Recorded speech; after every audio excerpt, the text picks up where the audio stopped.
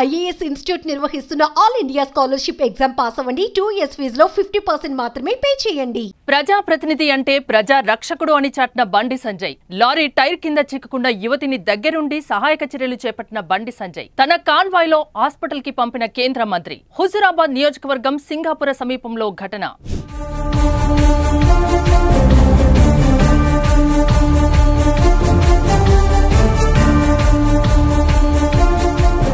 కేంద్ర హోంశాఖ సహాయ మంత్రి బండి సంజయ్ తన పెద్ద మనసును చాటుకున్నారు. రోడ్డు ప్రమాదానికి గురైన ఒక యువతిని కాపాడారు. హుజురాబాద్ నియోజకవర్గం సింగాపురం సమీపంలో జరిగిన ఈ ఘటనలో గాయపడ్డ ఆమెను తన సొంత కాన్వాయ్లో హాస్పిటల్ కి తరలించారు. సకాలంలో వైద్య సహాయం అందేలా తక్షణ చర్యలకు ఆదేశించారు. మొత్తానికి ఆ యువతి కోలుకుంది. ఘటన పూర్తి వివరాలు పరిశీలిస్తే ఆమె పేరు దివ్యశ్రీ. సోమవారం ఉదయం రోడ్డు ప్రమాదానికి గురైంది. స్కూటీపై వెళ్తున్న ఆమెను ఒక భారీ లారీ అదుపు తప్పి ఢీకొట్టింది. ఈ ఘటనలో ఆమె ఆ లారీ ముందు చక్రాల కిందకు వెళ్లింది.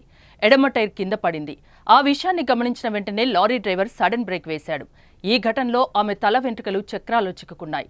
దీంతో ఎటూ కదల్లేని పరిస్థితి. స్థానికులు ఆమెను కాపాడడానికి ప్రయత్నించారు. అదే సమయంలో అటుగా వెళ్తున్న బండి సంజయ్ వెంటనే తన కాన్వాయ్ని అక్కడే నిలిపివేసి కారు దిగి లారీ వద్దకు వెళ్లారు.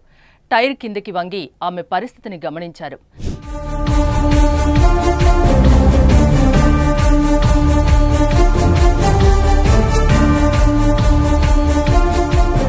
జాకీ ద్వారా లారీని పైకెత్తి టైర్లో చిక్కుకున్న తల వెంట్రుకలను విడదీయాలంటూ లారీ డ్రైవర్ క్లీనర్లను ఆదేశించారు.